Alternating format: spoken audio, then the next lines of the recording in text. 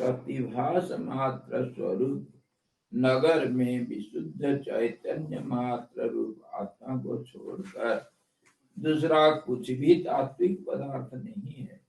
वैसे ही इन तीनों भुवनों में आत्मा स्वरूप विशुद्ध चैतन्य पदार्थ को छोड़कर दूसरा कुछ भी पदार्थ नहीं है। जैसे स्वप्न में हम जो कुछ नगर, पर्वत, नदी इत्यादि पशु पक्षी जीव जंतु सब देखते हैं, वो सचमुच नहीं होता हुआ भी देखने वाला दृष्टा जो चेतन है वो सच है, और स्वप्न का जो वस्तु दिखता है वो सब झूठ है। लेकिन उसको देखने वाला जो चेतन आत्मा है, कोई तो देख रहा है स्वप्न को, वो देखने वाला सच है। वैसे ही इस तीन भुवन में जो दृश्य जगत, जहां से जो कुछ भी जो कोई भी देखता है, वो सारा चीज स्वप्न के जैसे है, और उसमें कोई तात्विक सही पना सच्चाई नहीं है। वो सारे देखने वाला तो सच है, और ये जो दिख रहा है ये सच है। दृष्टा को हमेशा देखना चाहिए, नजरअंदाज नहीं कर सकते हैं दृष्टा को। देखने वाला सच है, दृश्य सब स्वप्न के भांति असत्य है।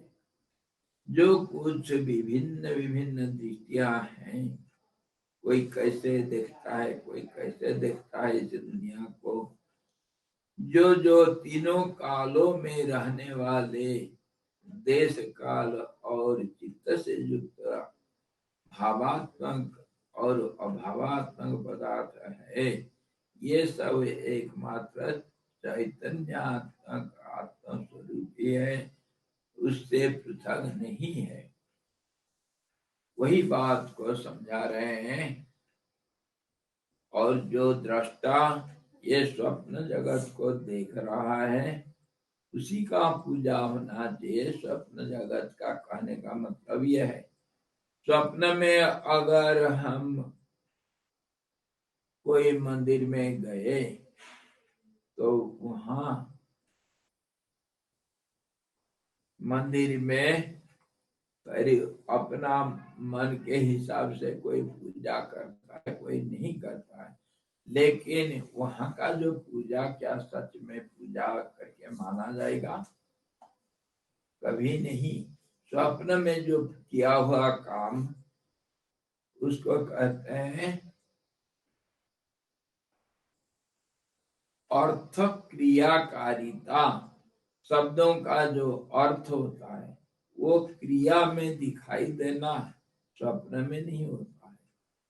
स्वप्न में अगर कोई भोजन करता है तो उसका पेट नहीं भरता है, इसको कहते हैं अर्थ क्रियाकारिता। तो स्वप्न में जो हम सब चीजें देखते हैं और जो कुछ करते हैं, वो जैसे निरर्थक है, उसका कोई कीमत नहीं होता है, वैसा ही इस दृश्यमान जगत जो है, उसमें अगर कोई देवा देवियों का पूजा किया कोई, तो वो पूजा नहीं के बराबर है। इसीलिए जो हमको कहा गया था, ये अल्प शक्ति वाला, अर्थात ये जो 33 करोड़ देवताओं के बारे में पहले कहा गया था, इंद्र, चंद्र, वरुण, कुबेर और ब्रह्मा, विष्णु, शंकर तक जो कोई कुछ पूजा करता है नाम रूपधारी देवताओं का, वो पूजा स्वप्न की पूजा के सब बराबर है, उसका कोई कीमत नहीं होता है। तो फिर किसका पूजा कैसे?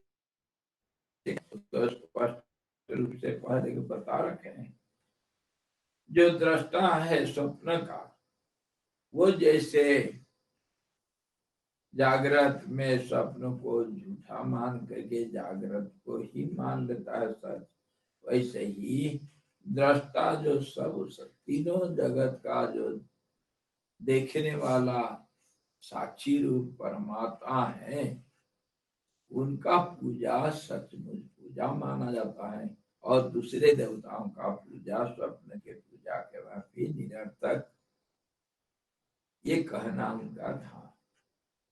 हे महर्षि, जो परमार्थ सबसे श्रेष्ठ है, जो तुम्हारा तत्पदार्थ का, मेरा तथा समस्त जगत का स्वरूप है, एवं जो स्वयं परिपूर्ण स्वरूप है, ज्ञान रूप सामग्री से पूजा करने योग्य उस देव का प्रथम प्रश्न के उत्तर रूप में मैंने तुमसे कथन किया हूं। भगवान शंकर वशिष्ठ जी को समझा रहे हैं, ब्रह्मर्षि, आपको मैं पहले से ही बोल दिया हूं, जो परमात्मा है,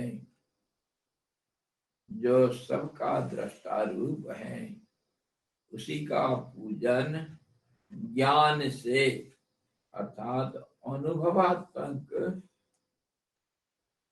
ज्ञान से, मतलब ध्यान से उसका पूजन किया जाता है, और वही सच्चा पूजा होता है।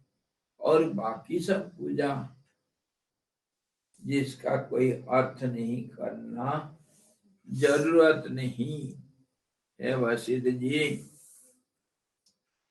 परमार्थ में जो श्रेष्ठ है, और वो कैसे है, उसको कैसे हम जानेंगे कौन श्रेष्ठ है? उसको तो देख नहीं पा रहे हैं हम, इस आंख से नहीं देख रहे हैं, तो कैसे मानेंगे? तो कहते हैं जो तत्पदार्थ है, तत्पदार्थ का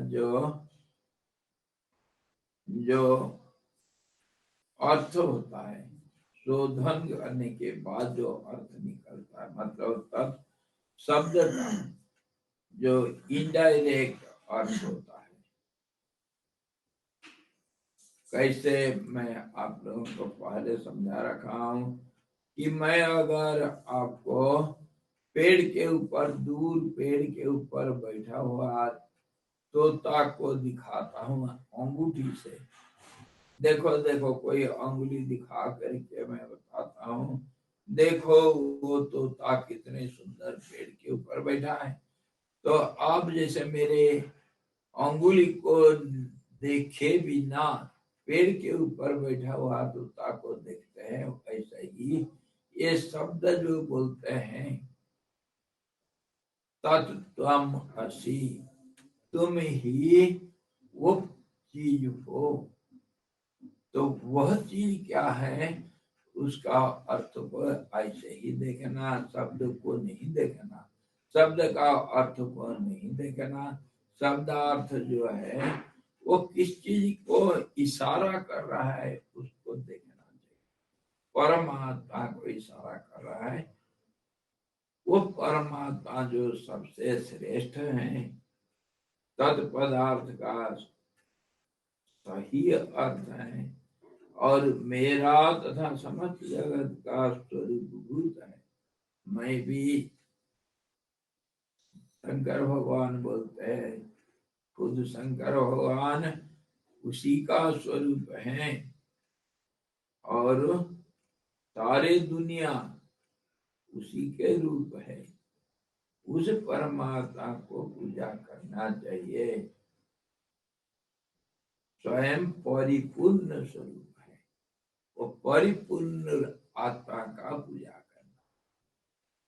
तो फिर भी हमारे मन में शंका उदय होगा कि भाई अभी कह रहे हो कि दुनिया का कोई देवताओं का पूजा नहीं करना, और कहते हो वो परिपूर्ण आत्मा जहां तहां जो है, सबके अंदर जो है, सबका आत्मस्वरूप है, तुम्हारा भी मेरा भी, सबका पूजा करना।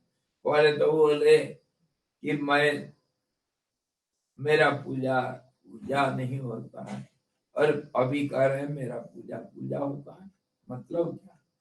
मतलब इतना ही है कि जो दिखाई पड़ रहा है नाम रूप के रूप में, वो तो सच नहीं है, और ये नाम रूप के अंदर जो सत्य विद्यमान है वही सत्य है।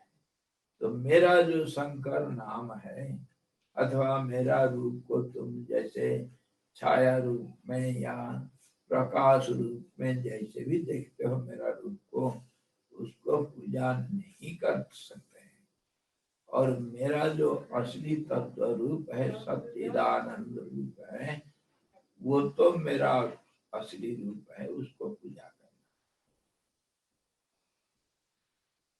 जैसे साधारण हमारे व्यवहार जगह दुनिया में जो जिंदा है, हमारे पिताजी अगर जिंदा है तो हमारे पिताजी का फोटो को पूजा नहीं करते हैं, ये हमारा आचार में नहीं है। जो जिंदे हैं उनका फोटो पूजा नहीं किया जाता है, जो गुजर जाते हैं उनका फोटो पूजा। मेरे दादा का फोटो में पूजा कर देता हूँ। मेरा पिताजी अगर जिंदा है तो पिताजी का फोटो को पूजा नहीं करते। क्यों? इसके अंदर रहस्य क्या है? रहस्य यही है, मर जाने के बाद जो हमारे सांसारिक नियम के अनुसार जो व्यक्ति मर जाता है वो उसका शरीर नहीं रहता है, पर आत्मा तो जीवात्मा तो हमेशा है। तो फोटो के प्रतीक के अंदर वो जीवात्मा को हम पूजा करते हैं, और जो जिंदा है वो शरीर के अंदर हुआ आत्मा है, इसीलिए उसका फोटो को पूजा नहीं करना चाहिए। मतलब कहने का ये है कि सब नाम रूपों के अंदर जो सच सच्चिदानंद के रूप में जो तत्व है उसी का पूजा होना है। तो नाम रूप के रूप में ब्रह्मा विष्णु शंकर का, इंद्र कुबेर सुरेश का पूजा नहीं करना, पर फिर भी उसी का पूजा हो सकता है। उसके अंदर जो परमात्मा बैठा है उसको अगर आप पूजा करते हो तो वो सही पूजा। सूर्य का किरण को हम पूजा नहीं करते हैं सूर्य को पूजा करते हैं।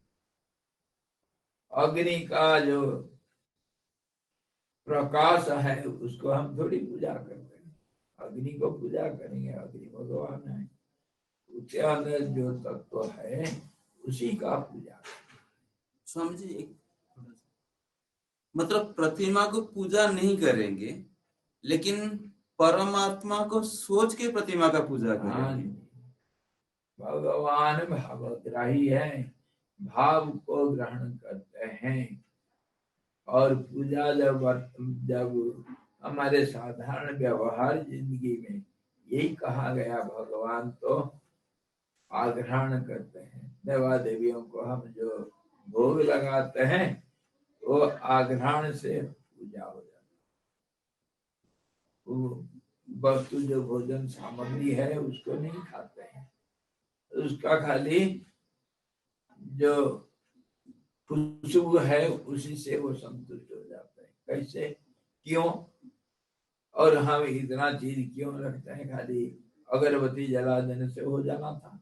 नहीं, इसके अंदर हमारे जो भाव है वो भाव को वो ग्रहण करते हैं। भाव ही आपका पूजा का सामग्री के अंदर दिखाई देता है, उसी को वो ग्रहण करते हैं। और सूक्ष्म दृष्टा होने से, सूक्ष्म ग्राही होने से ये जो देवता लोग, ये लोग आपके जो भोग चढ़ाते हो उसका जो जो गंध को ग्रहण करते हैं, और पदार्थ जो भोजन पदार्थ है उसको नहीं ग्रहण करते हैं। उसके अंदर भाव को ग्रहण कर। वैरागी संत लोग होते स्वामी जी, कोई कोई तो जब उनको खाने की इच्छा होती है तो बोलते हैं अब चलो ठाकुर जी को भोग लगाएंगे। वही तो। उनको जब भूख लगेगी और क्या नहीं करते हैं हम, भगवान को भोग लगा करके हम खाएंगे। और वो पत्थर के देवता वो कभी कंप्लेन नहीं करते हैं, इसलिए भोग लगा देना आसानी है। जो मिर्ची मसाला प्याज लहसुन कुछ भी हो जाए, मीट मछली दारू सब कुछ भोग लग जाता है। भगवान आपका भाव को ग्रहण करते हैं, और हमारा भाव कभी तामसिक कभी सात्विक कभी राजसिक होता है। उसी के अनुसार भाव को ग्रहण करके उसके अनुसार फल भी मिलता है। ये सब एकमात्र चैतन्यात्मक आत्मस्वरूप ही है, इससे पृथक नहीं। उसी एक देव का पूजा होना। मर से जो परमार्थता सबसे श्रेष्ठ, जो तुम्हारे तत्पदार्थ का मेरा तथा समस्त जगत का स्वरूपभूत है। स्वरूपभूत है मतलब जो छिपे हुए भावात्मक सत्य है, एवं जो स्वयं परिपूर्ण स्वरूप है। वो परिपूर्ण इसीलिए है कि अंदर भी बाहर भी सब जगह पर वो भाव व्यक्त है। ज्ञान रूप सामग्री से पूजा करने योग्य उस देव का प्रथम प्रश्न के उत्तर रूप में मैंने तुमसे पहले बोल दिया। तुम्हारा जो प्रश्न था देवता का पूजा कैसे करते हैं, तो मैं पहले से बता रखा हूँ, ज्ञान से ही पूजा होती है, द्रव्य से नहीं। और ज्ञान से पूजा किसकी होगी? ज्ञान स्वरूप जो परमात्मा उसी का होगा। सभी वस्तुओं का समस्त जगत का दूसरे का तुम्हारा और मेरा चैतन्य का स्वरूप परमात्मा ही पारमार्थिक स्वरूप है, दूसरा नहीं। सबके अंदर वो परमात्मा है। इसी को दृढ़ता देते हैं, इसमें जोर देते हैं कि भले नाम रूप से दुनिया जाना जाता है, लेकिन ये नाम रूप में वो परमात्मा जो सत्य चित आनंद है वो व्याप्त है। और वो इस रूप से नाम रूप में भी है, नाम रूप के अंदर भी है। वो हमेशा है, नाम रूप हमेशा नहीं रहता है। जो चिरस्थायी सदा स्थायी और सब देश काल परिस्थिति में व्याप्त रूप से है, उसको परिपूर्ण माना जाएगा। उसका कभी अभाव नहीं होता है, उसी का पूजा होना चाहिए। और वही असली पूजा। और असली पूजा का विधान कैसे है? ज्ञान अथवा ध्यान।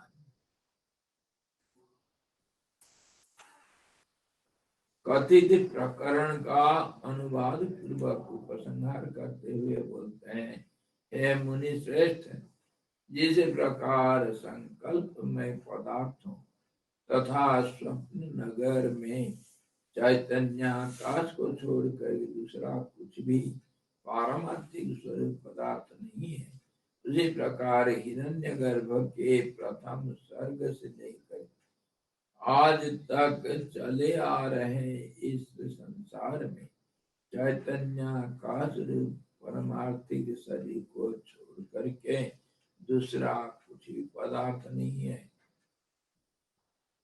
जब से सृष्टि का मान लो थोड़ा देर के लिए कि शुरू हुआ, सृष्टि का तो शुरू कभी हुआ ही नहीं, लेकिन जब हम मान रहे हैं कि दृश्य जगत के रूप में हम कुछ देख रहे हैं, उसका अगर सृष्टि हुआ वो काल्पनिक है।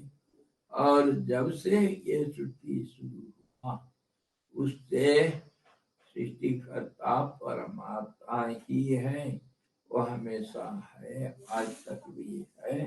और उसको छोड़ करके ये जो दिखाई दे रहा है वो सब स्वप्न सब नहीं है, नहीं है।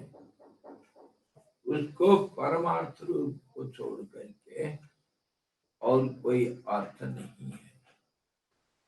इसी प्रकार 29वां सर्ग समाप्त हुआ।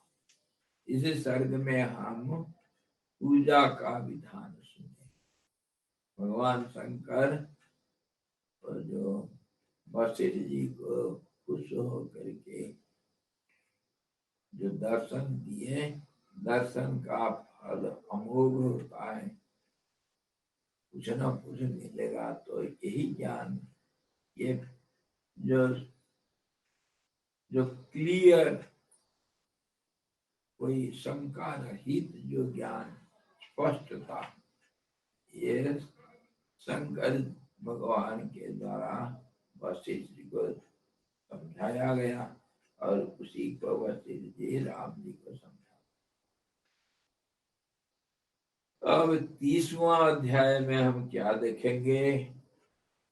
चित्त की सर्वात्मता, सर्वभोक्तृभाव से स्थिति और वह जिस प्रकार से जीव दशा को प्राप्त हुई, इन सब का वर्णन करेंगे। वो परमात्मा जो सर्वात्मा है, सबके अंदर है, वो भोक्ता का रूप कैसा, वो कैसे भोग करता है संसार को, उसको महाभोक्ता, सब कुछ भोग तो उसी को लगता है। और जिस प्रकार से ये जीव दशा को प्राप्त हुआ, तो परमात्मा वो जीवात्मा कैसे बन गया, तो हम इस अध्याय में देखेंगे। और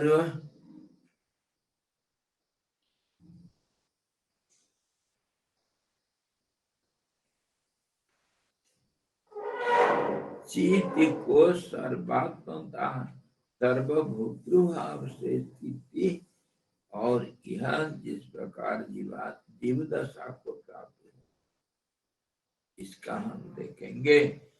तो इसके पहले हम जो देख रखे हैं उसको भूलना नहीं। ये जीव दशा मतलब नाम रूप धारी जो संसार है, उसके अंदर जो केंद्रीभूत चेतन है,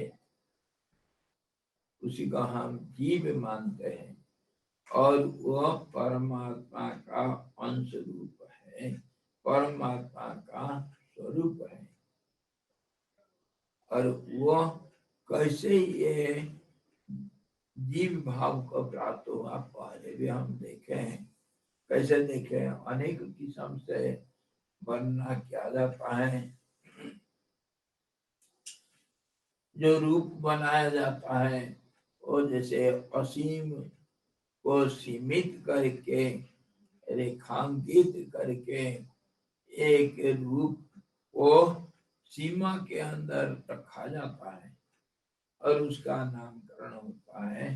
वो रूप, वो बात हम देखे थे। दूसरा तरीका शब्द का स्फुरण होना, और शब्द सारे संसार का जितनी जो कुछ चेष्टा है, कर्म है, कर्म का फल है, सबके पीछे वही कर्म शब्द है।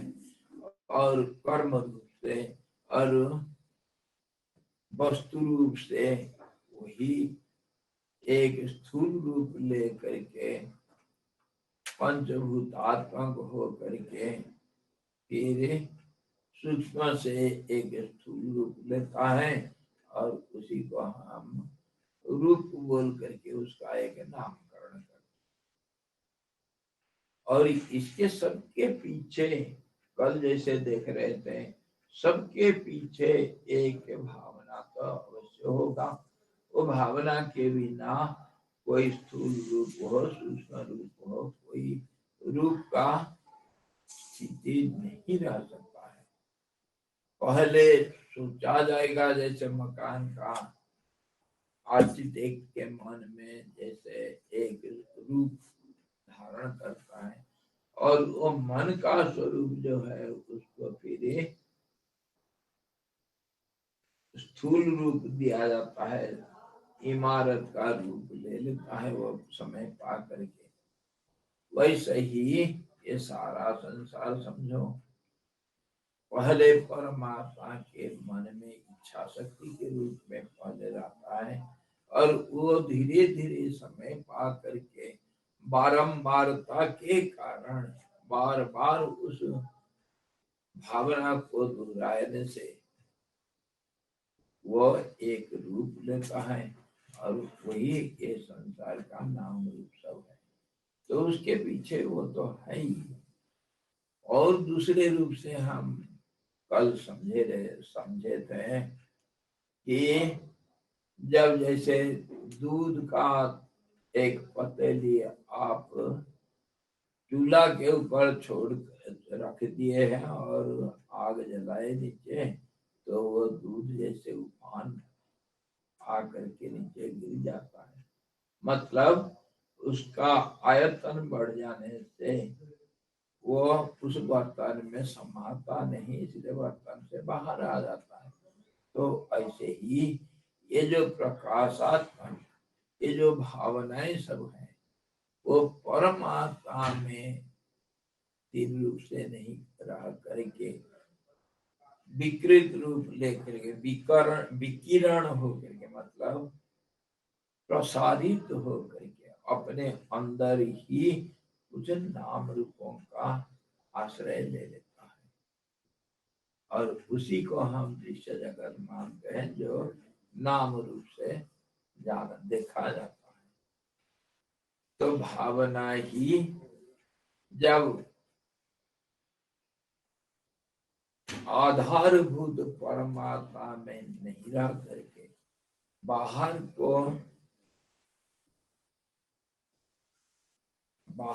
को मतलब अंदर ही अंदर, मतलब कुछ विक्षिप्त हो करके प्रसारित होता है, तो उसका कुछ रूप बन जाता है, सीमित रूप बन जाता है, और उसका कुछ नामकरण करते हैं।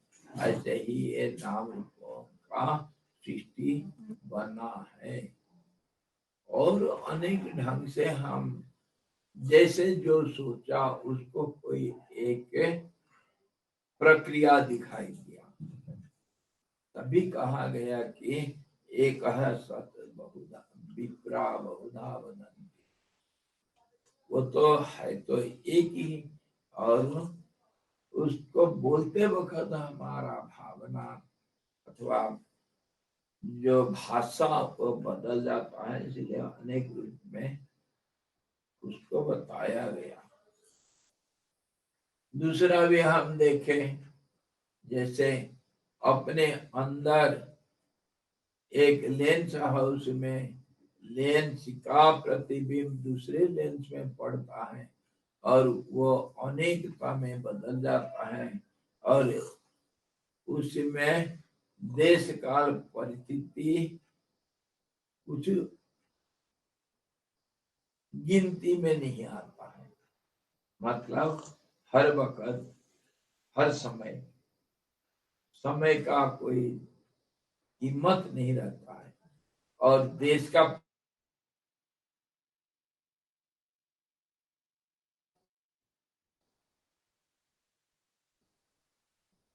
इसलिए इसका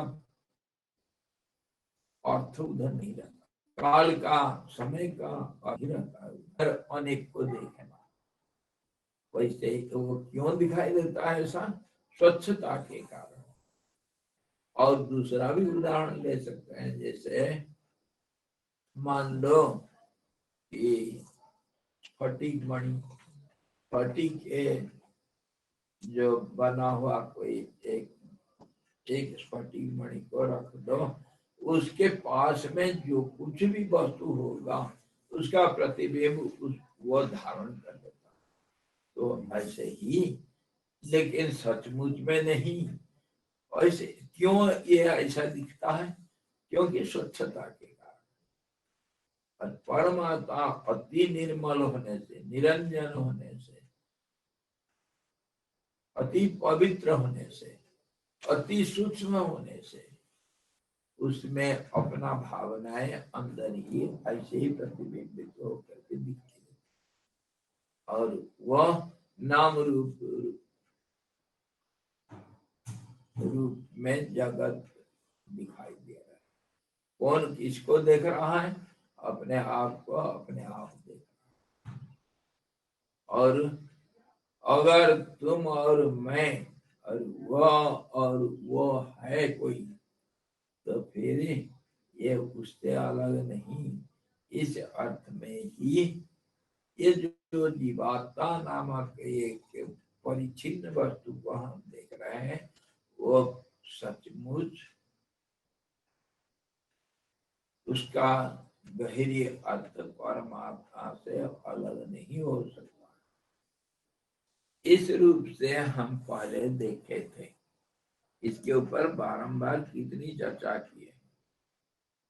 तो अब चलो इस अध्याय में देखते हैं कि ये जो परमात्मा ये ऐसा अपने आप को देख करके क्यों देखता है और उसको मिलता है क्या है?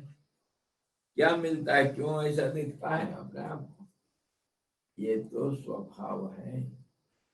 जैसे स्फटिक मणि का स्वभाव है, उसके अंदर नहीं होता हुआ भी सारे प्रतिबिंब दिखाई देते हैं, वैसे ही परमात्मा के स्वभाव है।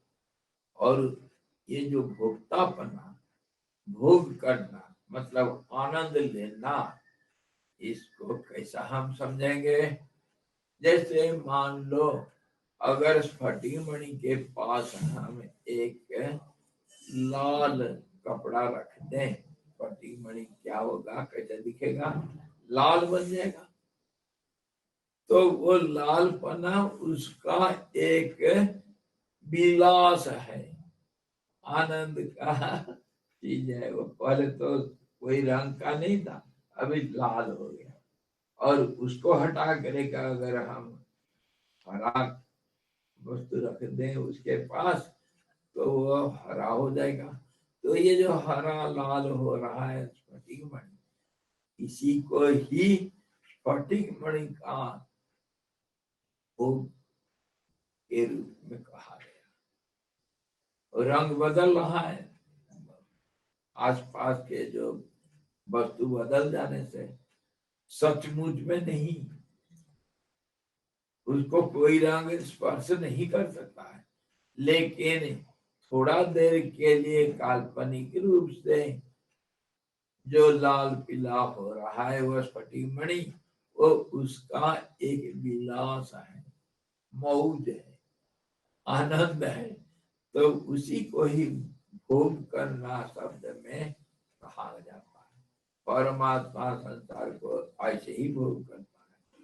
कैसे भोग करेगा? अपना, हम जैसे कभी जा रहे हैं रास्ता में, बाजार में जा रहे हैं, मैं ऐसा करता हूँ, बाजार में जाता हूँ जब, वो कहीं जाने के बीच में एक पान का दुकान देख लिया, पान का खोखा रहता है, तो उधर थोड़ा कोई दोस्त मिल गया, उसको उसके साथ बात करते करते, अरे लाला एक पान लगा, 2 पान लगा दो, आज पान खाए। लगा दिए। स्वामी जी कैसा पान, कड़ा या सादा? मीठा पान लगा? नहीं मीठा नहीं, कड़वा नहीं, कुछ नहीं, ऐसे ही लगा दो। थोड़ा मसाला मछली डाल करके, थोड़ा सुपारी डाल दो, कथा डाल दो, चूना कम डालना, नहीं तो ये खा लेगा वो, थोड़ा सा पतला चूना लगाओ और उसमें थोड़ा कथा डाल दो, सुपारी बारीक काट करके डालो और उसमें कुछ इलायची लौंग इत्यादि डालो और धनिया का जो तम्बाकू होता है, तम्बाकू तो नहीं, उसको जो तम्बाकू नहीं खाते हैं वो क्या करते हैं, धनिया को आधा भून करके उसका छिलका निकाल के उसका जो बीज अंदर का उसको खाते हैं और सौंफ थोड़ा डाल दो, बस ये हो गया, बढ़िया पान हो गया, खा करके मुंह लाल करेंगे। ये मौज लेते हैं, ये अपना विलास कहा गया। तो संसार को कहा गया चित्त विलास।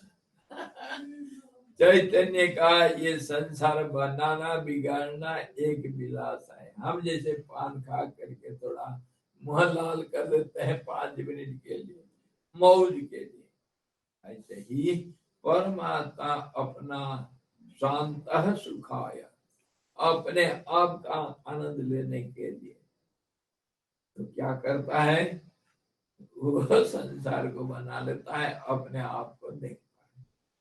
और भी दूसरा क्या करते हैं,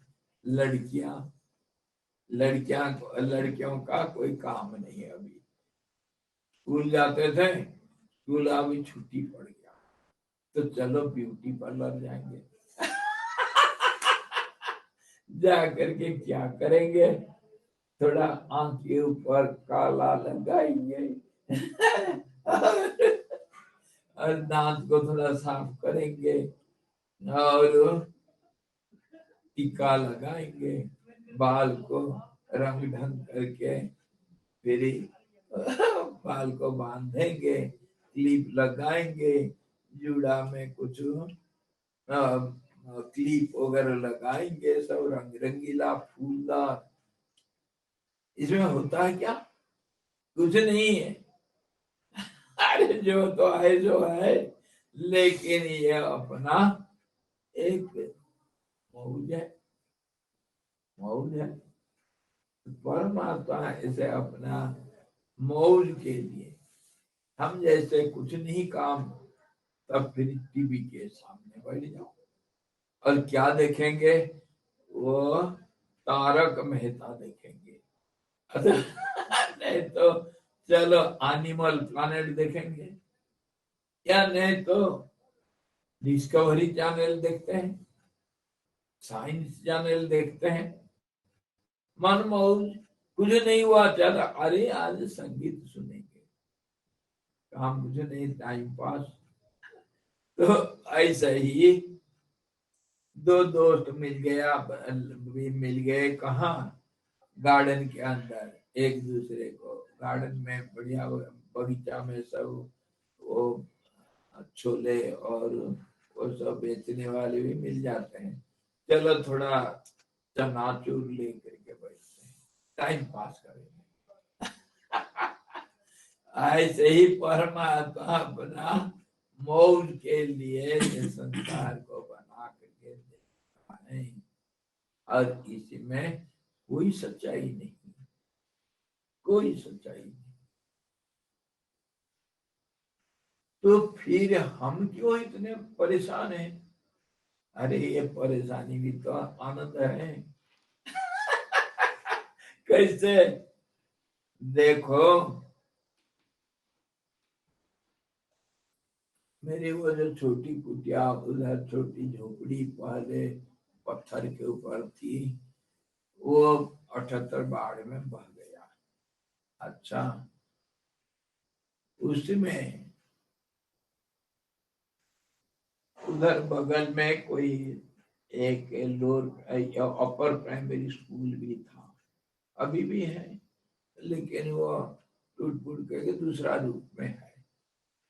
तो उधर बच्चे लोग पढ़ते हैं, छोटे छोटे बच्चे पढ़ते हैं तो जब हाफ टाइम होगा और छुट्टी जब हो जाता है, उधर एक टीचर रहते थे, दूर के हैं इसलिए स्कूल में अपने, और एक कमरा होता है उसमें रहते थे। उनका एक लड़का वहीं तीसरे कक्षा में पढ़ रहा था, वो भी उनके पास था। वो लड़का तीसरे कक्षा का लड़का, आप समझते होंगे कितनी नटखटी होते हैं। वो लड़का बड़ा अच्छा स्वभाव का, बहुत नटखटी था। और जैसे छुट्टी हो जाता था वो थोड़ा बहुत कुछ नाश्ता पानी कर लिया या नहीं किया, मेरे पास भाग करके आता, रोजाना आएगा।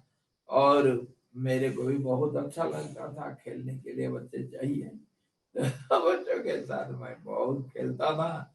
रोजाना मेरे को रुलाएगा वो, और मैं रोज उसको मारूंगा, और रो रो के जाएगा और फिर कुट्टी करके जाएगा, मैं कल से नहीं आऊंगा, मेरे को मारते हो तुम। दूसरे ना वो रह सकेगा ना मैं रह सकता हूँ वो नहीं आने से मेरे को बेचैन हो जाता है, वो क्यों नहीं आया। और उसको भी भोजन हजम नहीं होता जब तक आकर के मेरे साथ झगड़ा नहीं करता। ये झगड़ा करना, गाली खाना, मार खाना, ये भी एक विलास है बच्चों का। उनके दिल में कुछ नहीं होता है, कुछ नहीं होता है, सब 1 मिनट में भूल जाते हैं बच्चे। अभी मारपीट करेंगे, दूसरे पल में वो दोस्त बन जाते हैं। इसीलिए बच्चों के साथ खेलने से अच्छा लगता है। ये मारपीट झगड़ा, ये झगड़ा गाली गुलज, ये तो एक मौज है। बच्चों को मैं पैसा दे करके गाली सुनता था ये मेरा मौज है। पैसा दूंगा, गाली में जो फर्स्ट आएगा उसको इनाम मिलेगा। फिर वो शुरू से तो शर्म करते थे, नहीं मान देंगे गाली। फिर एक को मैं दूसरे के ऊपर धक्का मार दूंगा, वो फिर आपस में फिर गाली, हाँ तुम मेरे ऐसा गाली दे करके बदमाश मेरे ऊपर क्यों गिरा। तो आपस में फिर भिड़ जाएंगे, गाली शुरू हो जाएगा, मारपीट शुरू हो जाएगा, मैं मोल लेता हूँ और उसमें जो जीत जाएगा उसको इनाम मिलेगा, हारने वाले को भी इनाम मिलता, दोनों को मिलेगा ये होता है मौज। और परमात्मा का ये जो सृष्टि रचना, ये सृष्टि रच करके उसका आनंद लेना, ये एक मौज है। अगर सब चिरंजीवी हो जाएंगे तो क्या मौज है भाई। कोई तो मरना चाहिए, कोई फिर पैदा होना चाहिए, कोई रोना चाहिए, कोई हंसना चाहिए, तभी तो मौज आता है। ऐसा ही परमात्मा खेलता रहता है और खुद भी कभी दिख जाता है, कभी छिप जाता है। ये संसार एक ये आंख मिचोली खेल है, हाइड एंड सीक। भगवान ऐसे ही ये संसार का आनंद अपने आप के अंदर लेता है। अपने अंदर कैसे, जैसे मान लो लेंस हाउस में आप घुस जाएंगे तो जहां देखोगे अपना अनेक रूप दिख जाएगा, वैसे ही। अथवा कुछ नहीं, काम खाली ऐसे बैठे हैं तो थोड़ा खुजली करो अपना खुजली करने से कितना मजा आता है बताओ तो संसार एक भगवान का खुजली इसमें कितने मरते हैं, कोई जीते हैं मरते हैं, और भगवान को क्या फर्क पड़ता है। अगर एक बाल आपका कंघी लगाते वक्त एक बाल गिर गया तो आप कोई सिर फोड़ते हो क्या। तो भगवान का ऐसे ही एक, अगर अमर क्या वो अभी लड़ाई कहाँ चल रहा है, अजरबैजान और आर्मेनिया दोनों अगर खत्म हो जाते हैं, भगवान को कोई फर्क नहीं पड़ता ऐसे ही समझो सारा संसार, ये जो सृष्टि हमारे सामने दिखता है, हम अल्प बुद्धि होने से, सीमित बुद्धि होने से हम सुख दुख में सुखी दुखी हो जाते हैं, लेकिन परमात्मा जो समष्टि रूप है उसका सुख दुख कुछ नहीं, सुख दुख से परे ऐसे ही है। उनका लेना देना कुछ नहीं होता है, ना उनको कोई नुकसान ना लाभ, कुछ नहीं, वो तो खेल कर रहे हैं। बच्चे लोग जब रेत के नदी के किनारे रेत में जब खेलते हैं, कोई मकान टूट गया अथवा कोई मकान बढ़िया बन गया तो क्या लाभ क्या नुकसान उनका, आखिर तो लात मार के घर जाना है। ऐसे ही भगवान का है, इसको कीमत नहीं देना और इसमें सुखी दुखी नहीं होना, ये समझ में आ गया तो सुख दुख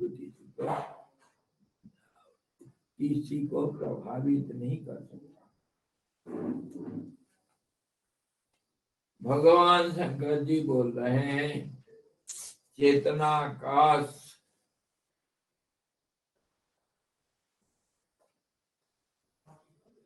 चेतनाकाश मात्र आत्मा जो यथा सर्वमिदं प्रभु, चेतनाकाश मात्रात्मा यथा सर्वमिदं प्रभु। ये जो पहले पूछे थे कौन, वशिष्ठ जी शंकर भगवान को पूछे थे, ये संसार चेतनाकाश एक ही होने से ये संसार कैसे बना, उसके अंदर ये संसार कैसे दिखता है, ये जो पूछे थे। तो भगवान कहते हैं, ईश्वर ने कहा, हे ब्राह्मण, इस रीति से समस्त यह संसार एकमात्र परमात्मा स्वरूप ही है, ब्रह्म ही परम आकाश है और यही सबसे बड़ा देव कहा गया है। परिच्छिन्न देव का पूजन परिच्छिन्न ही फल देता है। अगर किसी भगवान को सीमित रूप से हम पूजा करते हैं, जैसे मान लो कोई कुल देवता अथवा ग्राम देवता अथवा कोई छोटे मोटे कोई भूत प्रेत अथवा कोई और कोई देवता का हम पूजा करते हैं, उनका फल उतना ही सीमित होता है जितना सीमित वो देवता होते हैं। और इस परम अपरिच्छिन्न देव का पूजन तो समस्त कामनाओं के पर्यवसान की अवधि भूमि भूमानंद की प्राप्ति रूप फल देता है। और ये परमात्मा का पूजा करने से जो असीम है, अनंत है, सर्वव्यापक है, ऐसा भगवान का जो पूजा करता है परमात्मा का, उसका फल क्या मिलेगा, उमानंद मिलेगा, मतलब अनंत अखंड आनंद ही उसका फल।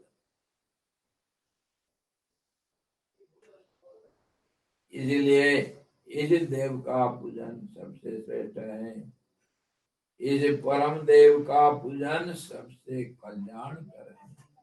कल्याण तो वही है हमारा, दुख मिट जावे सुख अखंड रहे, यही तो हमारा सबका इच्छा है और ये हमारे परम कल्याण भी है। सृष्टि के आरोप का अधिष्ठान है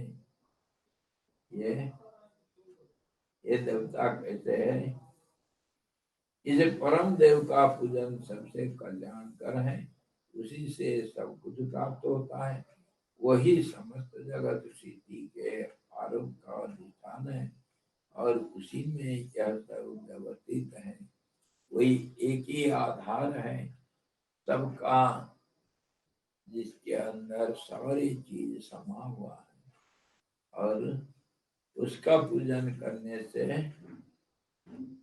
पूरा आनंद का, अखंड आनंद का फल मिलता है। हमारे भाषा में परमात्मा कैसे हैं, वो मान लो हमको, हम बाजार जाते हैं, बाजार जाते हैं, घर में बता रखे हैं भाई 10 चीज 10 जगह से लाना है। बच्चे बोले पापा जी मेरे लिए किताब ले आना, एक वो क्या वो गाइड ले आना, अच्छा वो भी लाना है पिताजी को। और वो घरवाली बोल रखा है कि देखो किचन में नहीं है, वो मसाला खत्म हो गया, ले आना किचन के लिए तो पैकेट, और ऐसा ऐसा सब लाना। और नाश्ता के लिए कल ब्राउन ब्रेड ले आना, पाव ले आना, पाव पाव भाजी कल होगा। अच्छा तो और कोई कुछ बोल दिया, वो छोटा बच्चा वाला पापा जी मेरा मेरा कपड़ा फट गया है, मेरा नया कपड़ा चाहिए, और पापा जी कपड़ा भी लाएंगे, और अपने का टूथपेस्ट और वो कुछ पानी ले आएंगे। और जाते जाते और कोई खिलौना दिख लिया छोटा बच्चे के लिए देना था, उसको खिलौना भी खरीदना है। और कुछ दवाई भी जरूरत था, अच्छा अच्छा हाँ वो भी ले लेना है। तो ऐसा 7-8 चीज वो बाजार जाएंगे तो अलग अलग दुकान से लाएंगे, है ना। और टाइम बर्बाद होता है, कहीं मिलता है कहीं नहीं मिलता है, कहीं एक चीज को 2-3 दुकान में ढूंढना पड़ता है। थोड़ा सब्जी भी लेना था, अच्छा कुछ फल भी लेना था, अरे मिठाई तो भूल गए। ये सारे चीज लेने के लिए कितना दुकान घूमना पड़ता। और अगर कोई मॉल के अंदर चला गया तो सब चीज मिल जाएगा, एक ही जगह पर सब चीज मिल जाएगा। सुपरमार्केट, सुपरमार्केट में हर चीज वहीं पर मिलेगा, कहीं घूमने का जरूरत नहीं, एक ही जगह पर सारा चीज मिलेगा। सब चीज देख करके एक ही जगह पर पैसा दिया और घर आया, टाइम भी बच गया, और इधर घूमना फिरना ये सब तकलीफ नहीं है। तो ये जो हमारे परमात्मा है, ये क्या क्या दे सकते हैं, छोटे छोटे देवता क्या क्या दे सकते हैं। मुझे एक लड़का चाहिए था, हाँ ठीक है, निकट ऋषि शंकर जी का तपस्या किए, एक लड़का मिला। अरे मेरे को तो स्वर्ग में जाना है, तो बोली यज्ञ करना शुरू हो गया, मैं इंद्र बनूंगा, शतक्रतु बनूंगा, 100 यज्ञ करूंगा। वो करने लग गया। और किसी को नहीं, मैं तो सत्यलोक में जाना चाहता हूँ, ठीक है तुम ऐसा यज्ञ करो, ऐसा नाम कमाओ, तब कीर्ति जैसे सजीवती, कीर्ति कमाओ, नाम जस होगा तब जाएंगे। कोई कहता है मेरे को विद्या चाहिए। मैं देखा हूं एक व्यक्ति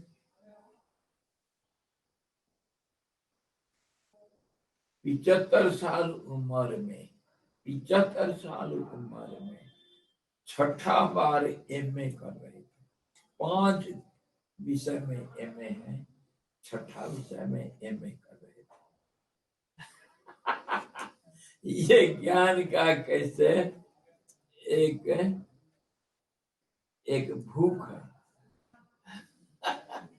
और एक व्यक्ति देखा हूं मैं 55-60 साल उम्र में, शादीशुदा कुछ नहीं, सारा दुनिया घूम करके वो सर्टिफिकेट इतना उसका है, एक फुल का पेपर में पूरा पेपर शायद खाली उसका क्या वो क्वालिफिकेशन लिखते लिखते पूरा पेज भर जाता, इतना पढ़ा है। पढ़ ही रहा है अभी। ये भूख है, ज्ञान का भूख है, इसका कोई अंत नहीं।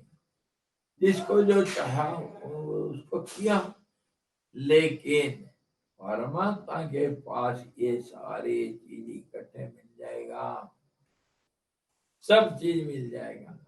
संतान भी मिलेगा, धन भी मिलेगा, जस कीर्ति भी मिलेगा, ज्ञान भी मिलेगा, सब कुछ। जिसको प्राप्त हो जाने के बाद और कोई प्राप्तव्य नहीं रहता है बाकी, और जिसको पा लेने के बाद फिर कोई, जिसको जान लेने के बाद और कोई ज्ञातव्य प्राप्ति नहीं रहता है, वो परमात्मा सुपरमार्केट के मालिक। सुपरमार्केट मतलब 3 दुकान के मालिक। और वो कैसे देंगे, कहाँ से लाएंगे? संकल्प से। जो संकल्प किए जब दुनिया बन जाता है तो कौन सी बड़ी बात है, जो चाहिए तो सब चीज ले लो। इसीलिए उनका पूजा करने से सब कुछ मिलता है।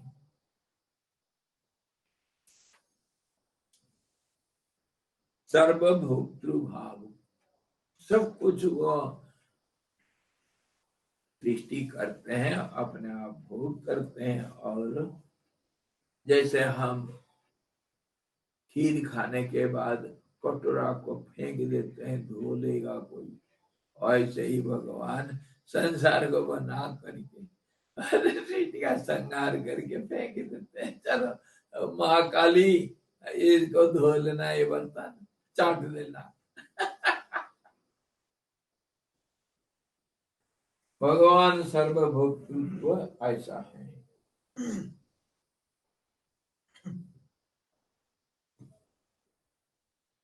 स्वाभाविक, आदि अंत से रहित, अद्वितीय, अखंड तथा बहुवित्त व्यय,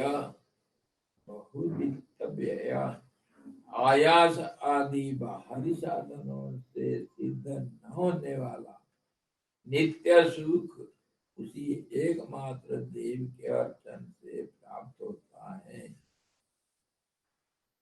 तो परमात्मा का पूजा करने से सब कुछ मिल जाएगा। क्या क्या चीज चाहिए?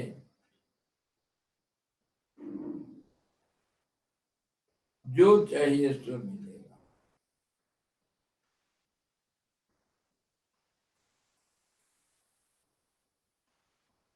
और आखिर क्या मिलेगा? आशा ही खत्म हो जाएगा। ये कैसे होता है? आशा खत्म कैसे हो जाएगा? आशा कभी खत्म हो सकता है?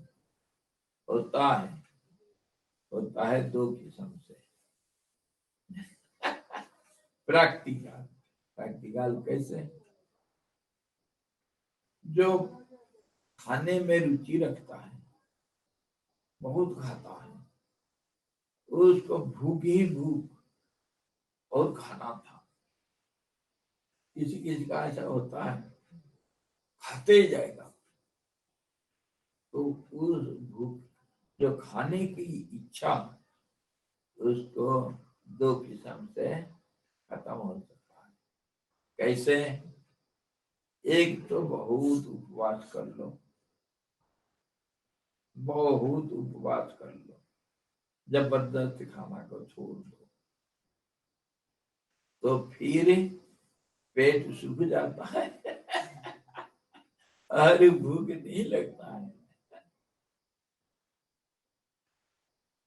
ये मेरा अनुभव की बात कर रहा हूँ, ये पक्की बात है। पहले दिन में मैं 6-7 बार खाता था। बचपन में मेरे को इतना भूख लगता था, जो खाओ सो हजम। और 4 बार तो गिन गिन करके होना चाहिए। सुबह उठ करके पेट भर के नाश्ता होना चाहिए, फिर स्कूल जाना है तो पेट भर के भोजन होना चाहिए, स्कूल से आने से भोजन होना चाहिए, भूख लग गया और रात को सोते वक्त तो भोजन पेट भर के खूब डट करके खाना है, तब तो नींद बढ़िया आती है। और ये तो 4 बार हुआ और बीच में कभी कुछ मिल गया तो फिर वो सब स्वाहा। जब उसको आश्रम में आया, अरे 2 बार ही भोजन मिलेगा। सुबह उठकर ही इतना भूख लगता था। फिर मैं क्या करता था, थोड़ा बहुत पैसा था पहले बार जो, तो थोड़ा चाय पीता था, उसमें एक बॉन लेता था, थोड़ा नाश्ता हो जाएगा। पैसा खत्म, चाय कहाँ मिलेगा, चाय में थोड़ा दूध है करके चाय पीना शुरू किया था। नहीं तो चाय पीने का मतलब है। ऐसे ही बहुत भूख लगता था। फिर धीरे धीरे आश्रम छोड़ने के बाद जब मैं कभी कहीं घूमता था, 3 दिन भूखा रहना पड़ेगा। मौन लेकर के चलते रहो, चलते रहो, किसी को ना बात करना, ना कहीं खड़ा होना, चलते रहो। तो भोजन कहाँ मिलेगा? जहां शाम हुआ वहीं सो जाओ। कभी कभी तो 3 दिन 4 दिन कुछ नहीं मिलता। एक बार इधर से मैं उत्तरकाशी से पैदल गया था ऋषिकेश, घूम करके गंगा किनारे किनारे जाऊंगा। 4-5 दिन लगा था, 5 दिन लगा था। 5 दिन में भूखा प्यासा ब्रह्मपुरी ऋषिकेश के पास है, वहां जा करके वो जो नारायण मंदिर में, सत्यनारायण मंदिर में, वहां मेरे को शाम को भोजन मिला। और रास्ता में भूख लगने से कहीं कुछ मिलता है, कोई पत्ता और निकाल के खा लिया, कहीं बेल पत्ता, कहीं वो रास्ता किनारे कहीं पुदीना मिल गया, कहीं और कुछ आंवला मिला तो आंवला खा करके कोई पेट भरता है क्या? कुछ जो मिला सो खाली खाली खाने के लिए ऐसा। और जब ऋषिकेश से उत्तरकाशी आकर रहा, भूख भयंकर, एक दिन में एक बार तो भिक्षा मिलेगा, एक बार खाओ कैसे? अरे पेट में आग लग रखा है। गुरुदेव यूट्यूब से जब भूख लगता है पानी पीना, गंगा जल पीना, मैं गंगा जल ला करके रखता था, खूब पीता था। एक दिन क्या हुआ, एक दिन रात 11 बजे भूख संभाला नहीं गया, इतना भूख लग रहा है कि नींद नहीं आ रही। तो उठा, उठ करके खाऊं खाऊं क्या खाऊं, प्राण आतुर हो गया, कुछ ना कुछ जो सामने आएगा खाऊंगा। तो फिर क्या हुआ, अंधेरी रात बाहर गया, ये जो आड़ू होता है, पीच पीच तो आड़ू होता है, उसमें फूल आ रखा है और इतने छोटे छोटे फल लग रखा है, उसमें फूल भी झड़ा नहीं अभी तक, फूल सूख करके लगा रखा है, लग रखा है। तो वो अंधेरा में उस पेड़ में जा करके वो टहनी पकड़ करके वो पत्ते के साथ फूल और उसको निकाल, एक मुट्ठी लिया, मुंह में डाला, उसको चबा चबा करके खाया और फिर थोड़ा पानी पिया, तब जा करके थोड़ा सा संतोष मिला। और एक मुट्ठी, 3 मुट्ठी खाया। उसमें बारीक बारीक ये भी थे, क्या वो लकड़ी भी, जो कुछ मिला खाया। और पूरी जब थोड़ा पेट भर के पानी पिया, उसके बाद तब थोड़ा सा आराम मिला, जाकर सोया।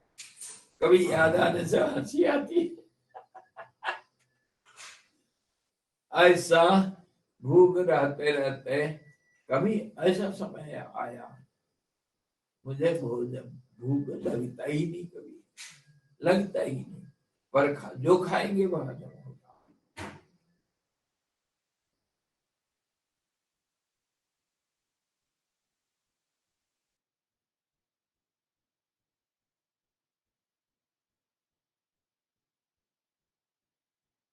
आदत पड़ गया, जो असंभव है उसको अगर आदत बना दिया जाए तो फिर वो अति आसान चीज है। मेरा अनुभव मैं आपको कह रहा हूं, ये ऐसा होना संभव है। भूखा रह करके भूख को जीत सकते हैं। और दूसरा एक रास्ता कैसे, भूख लग रहा है, खाओ, खा खा करके खूब खाओ, जब तक उल्टी नहीं हुआ तब तक खाओ। फिर खाने के प्रति एक घृणा आ जाता है। और जिसको बहुत भूख लगता है उसको क्या करना है मालूम, स्निग्ध पदार्थ मतलब खूब घी या तेल खूब खिला दो, पाव भर घी खिला दो, फिर वो भूख ऐसा मर जाएगा कि कभी भूख नहीं लगेगा। ये तरीका है भूख को जीतने के लिए।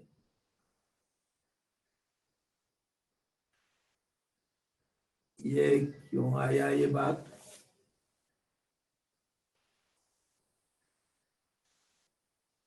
क्यों आया भाई, कहां से हम यहाँ आ गए? परमात्मा के बारे में स्वामी जी बोल रहे थे। परमात्मा खुद का भोग लेता है। सुपरमार्केट के बारे में बोले थे कि हाँ, सब कुछ सुपरमार्केट मिलेगा, और भगवान का परमात्मा क्या करता है? सुपरमार्केट के बारे में सब मतलब विलास, चित विलास बनाता है। परमात्मा का भोक्तृत्व। हाँ, भोग करता है कैसे?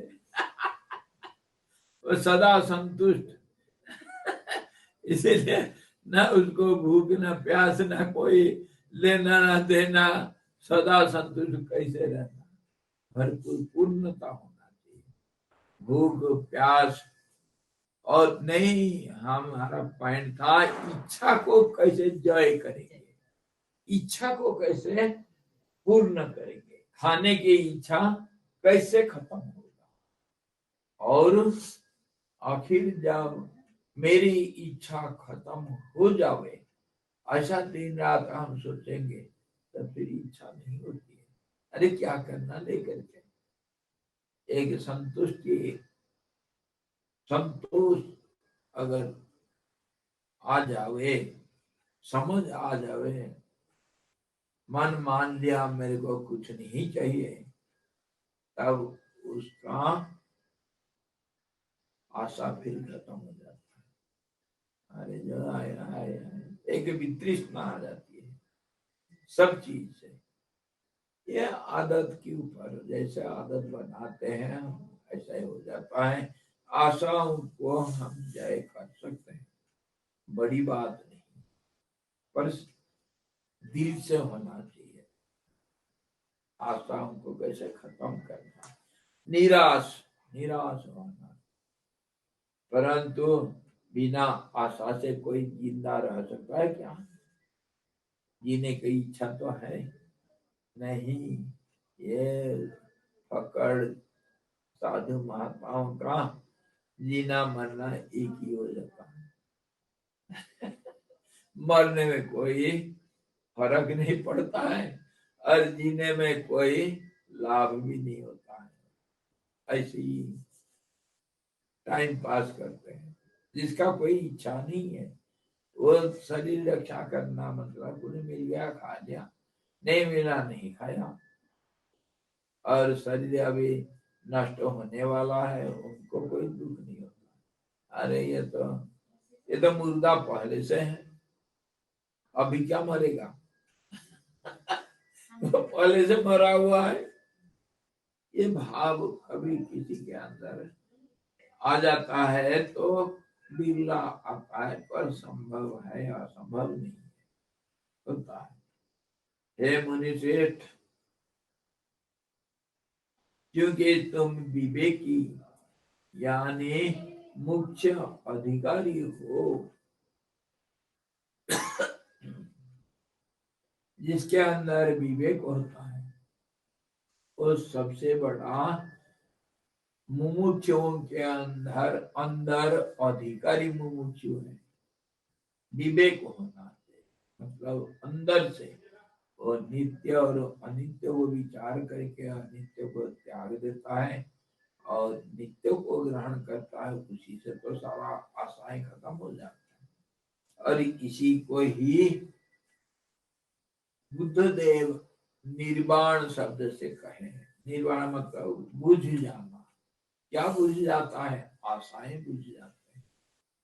आशा आशा सब खत्म हो जाती है, इसी का नाम निर्वाण। भगवान बुद्ध कभी निर्वाण को मुक्ति नहीं मुक्ति अर्थ में नहीं बोले हैं। निर्वाण मतलब आशाओं की खत्म होना, उसी का नाम निर्वाण। और वही तो बुद्धदेव का उपदेश से मिलता है कि आशा की विनाश में मुक्ति है, निर्वाण मिलती है। यही आशाएं हमको बांध करके रखते हैं, उसी को पूरा करते रहो जिंदगी भर। और जो विवेकी है वो नित्य वस्तु को स्वीकार करके अनित्य जो क्षण भंगुर नाम रूपों का जगत, उसमें रुचि नहीं रखता है। इसीलिए मैं तुमसे कहता हूँ कि सबसे बड़े इस आत्मदेव की पूजा के लिए महान भी पुष्प एवं धूपों का सामर्थ्य नहीं है। कितने खुशबूदार धूप अगरबत्ती जलाओ, उससे कुछ नहीं होता, भगवान कुछ नहीं होता है। कितने बढ़िया सुंदर माला, सोने का हीरा जड़ित मुक्ता जड़ित माला पहना दो भगवान को, भगवान उससे नहीं खुश होता है। भगवान किससे खुश होता है? भाव से। वह आत्मदेव का पूजा तुम पुष्पों से और धूपों से मत करो, ज्ञान से ही करो, विवेक से ही करो। मूर्ति आदि रूप साकार देव की अर्चना में कौन अधिकारी है? अच्छा, ये तो परमात्मा के लिए अधिकारी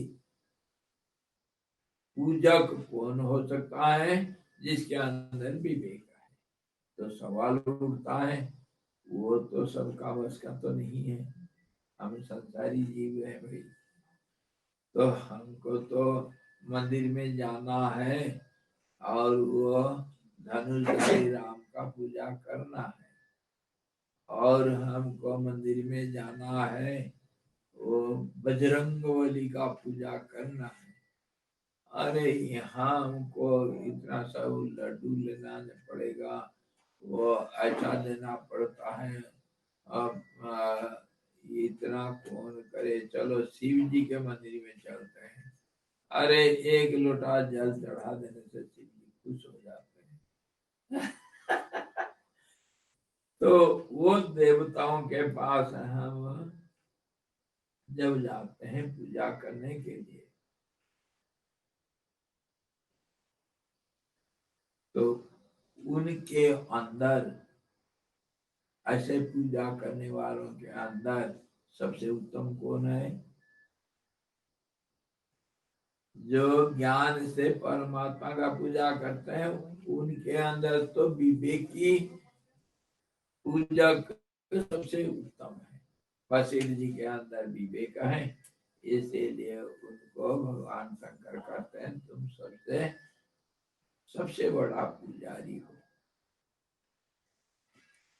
अच्छा, और ये जो नाम रूप वाले देवताओं का द्रव्य से पूजा किया जाएगा, उनके अंदर कौन श्रेष्ठ है?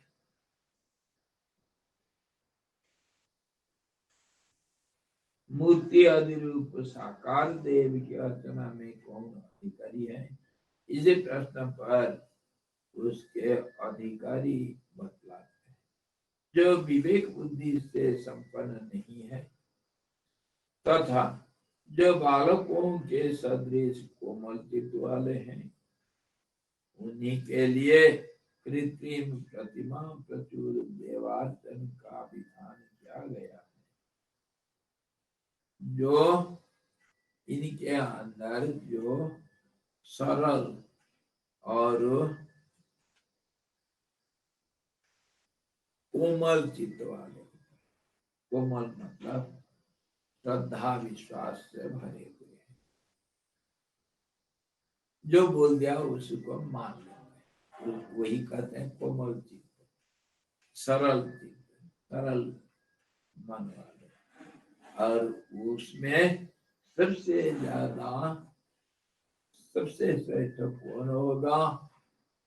बच्चे लोग। इसीलिए कहा गया है बच्चों को जल्दी भगवान मिल जाते हैं। अरे बच्चों को कौन भगवान मिलते हैं? वही नाम रूप वाले भगवान जल्दी मिलते हैं। क्यों?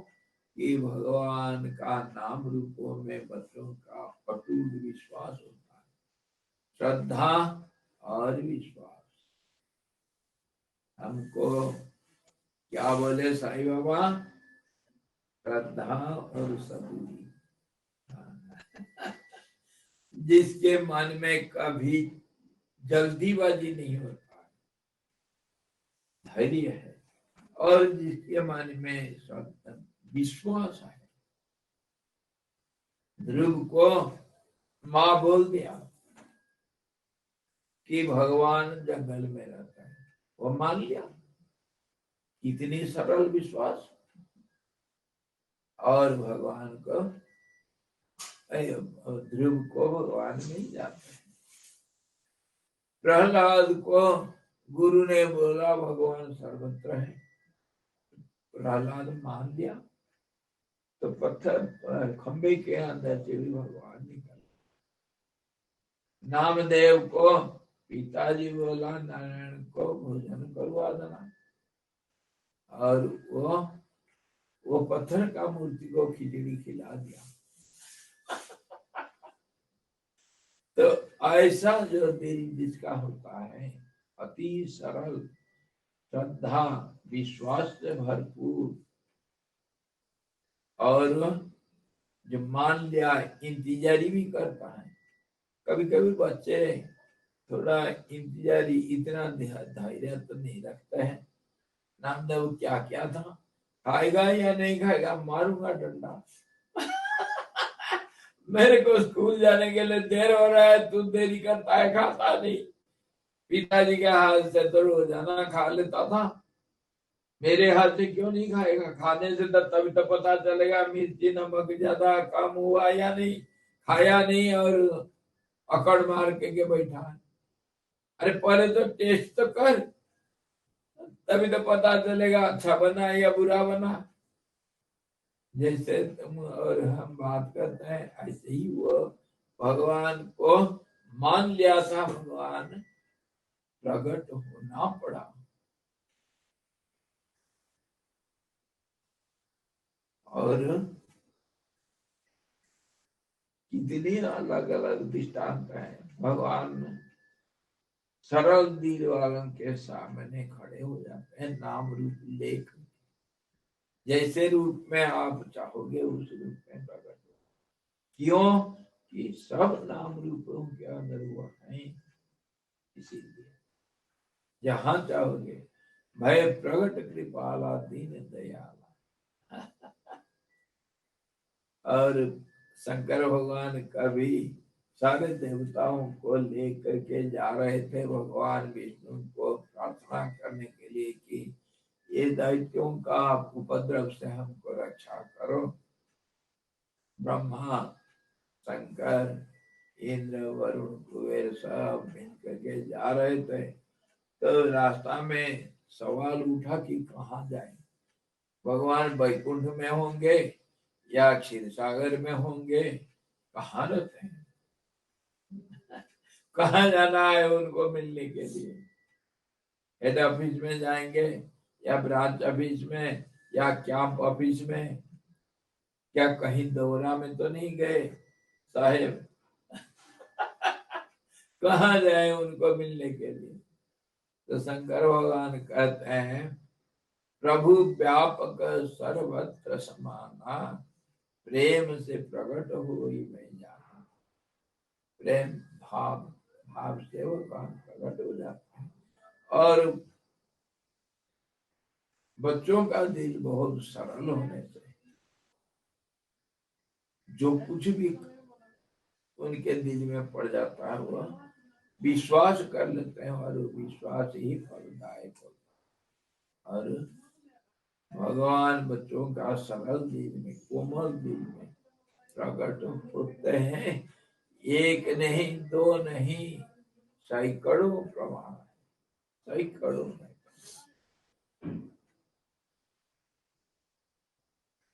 एक कोई बच्चा स्कूल जाता है, जंगल के अंदर से हो करके माँ को बोला, माँ मुझे डर लगता है। अरे गोपाल भैया है, उसका नाम ले लेना, वो तेरे को मदद करेगा। उसको गोपाल मिल गया। नहीं आ रहा था तो चिल्लाया, रोया, गोपाल भैया आ जा। गोपाल भैया आ गया। इतनी कहानियां हैं कुछ ना, और सब सच्ची कहानी, ये मनगढ़ंत कहानी नहीं। तो भगवान नाम रूप में भी प्रकट होते हैं जो कोमल चित्त है, सरल विश्वासी, जैसे बच्चे वही है श्रेष्ठ नाम रूप का पुजारी। श्रेष्ठ पुजारी कौन है? जिनका कोमल चित्त है। उन्हीं के लिए कृत्रिम प्रतिमा प्रचुर देवार्चन का विधान किया गया है। बुद्धि नहीं है, इसीलिए सरलता है उनके अंदर। और भगवान जो चाहिए जिस रूप में चाहिए उस रूप। फिर कल देखेंगे। राक्षस लोग भी स्वामी जी तपस्या करके भगवान को प्रकट करा लेते थे। उनका हठ है, हठ, क्योंकि सरलता नहीं होती थी, सरलता नहीं है, हट होता है। हठ जो, और उनका समय लगता है कुछ करते। हठियों को तो मिलता है, धीरज रहता है उनके अंदर। जब तक मुझे मेरा इप्सित वस्तु नहीं मिलता है तब तक मैं छोड़ूंगा नहीं, प्राण देने के लिए तैयार। हठी। और फिर कल देखेंगे ये जो कृत्रिम प्रतिमा प्रचुर देवार्चन है उसमें कैसे कैसे कौन कौन पूजा करते हैं, कैसा मिलते हैं भगवान। पूजन विधान देखेंगे कैसे पूजा किया जाए, वहां पर भी कैसे पूजा किया जाए, फूल से या खूब सारे प्रसाद बना करके, ये सारे चीजें पूजन विधान विधि देखेंगे कल देखेंगे। हरि ओम पूर्णमदः पूर्णमिदं पूर्णात् पूर्णमुदच्यते पूर्णस्य पूर्णमादाय पूर्णमेवावशिष्यते। ओम शांति शांति शांति। सद्गुरु भगवान की जय, सच्चिदानंद भगवान की जय, शब्द ब्रह्म की जय, सरस्वती महारानी की जय, जग वशिष्ठ जी भगवान की जय।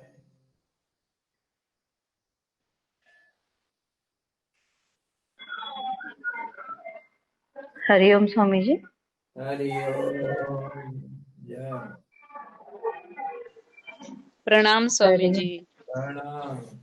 कोई सवाल आ गया क्या? प्रणाम स्वामी जी। प्रणाम। कोई सवाल आ गया क्या? हाँ है एक सवाल स्वामी जी। हाँ हाँ। स्वामी जी। प्रणाम करने का तरीका से पता चलता है कोई सवाल है? हरिओम स्वामी जी। बोलो बोलो सवाल। हरिओम।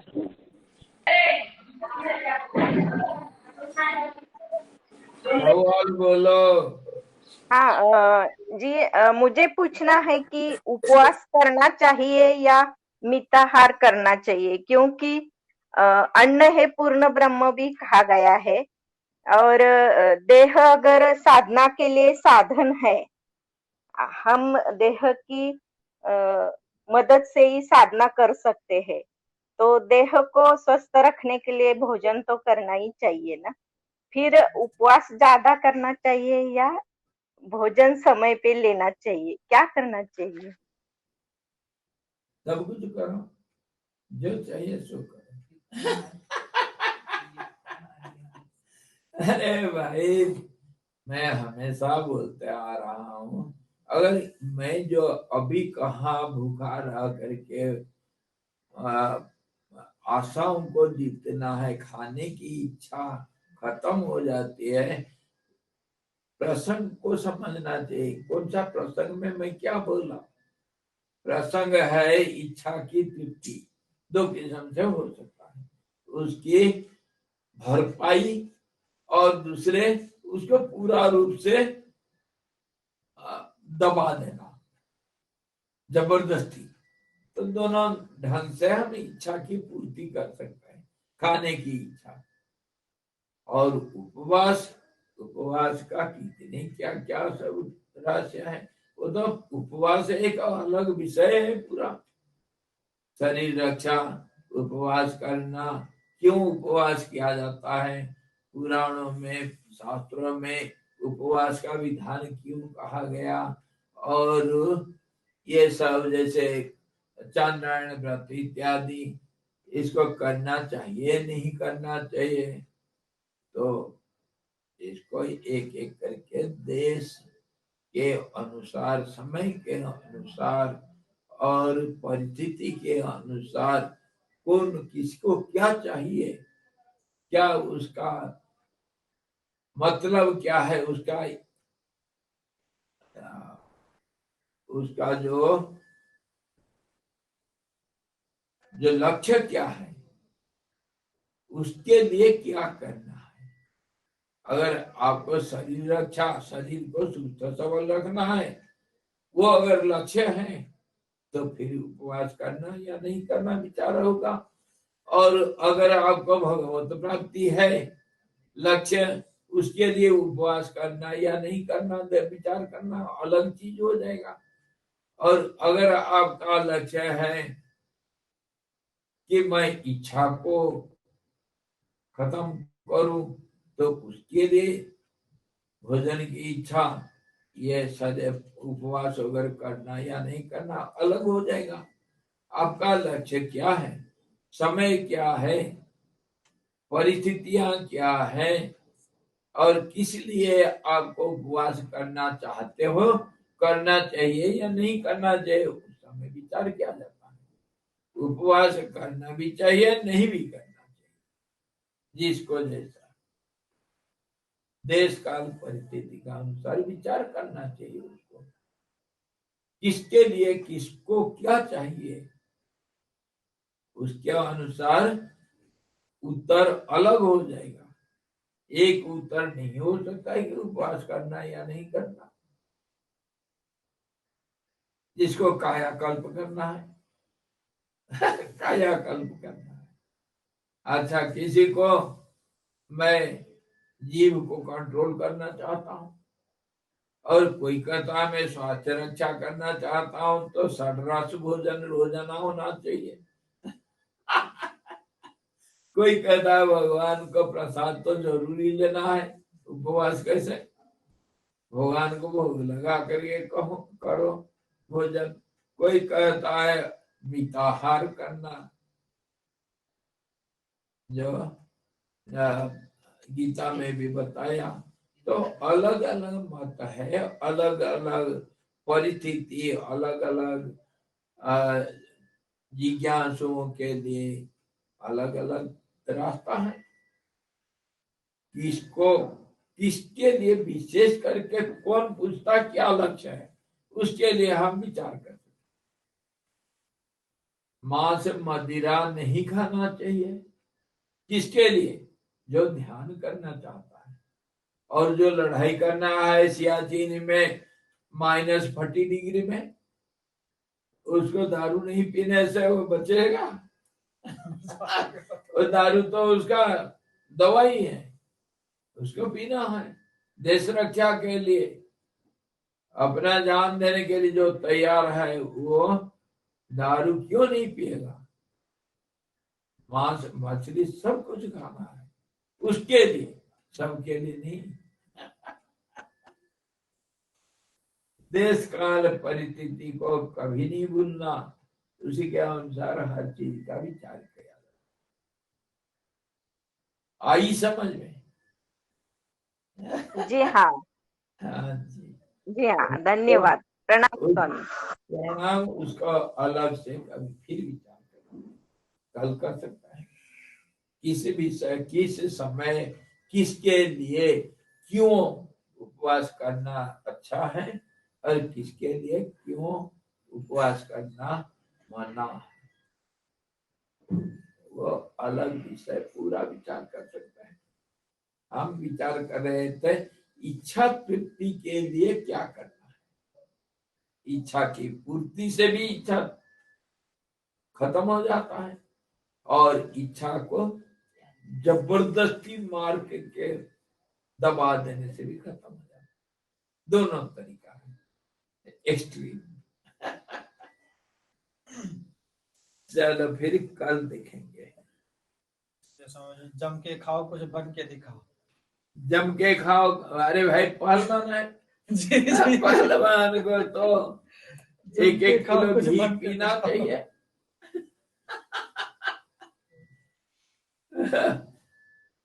और प्राणायाम जो कर रहा है उसको थोड़ा थोड़ा खाना है, दिन में 10 बार। किसके लिए क्या चाहिए?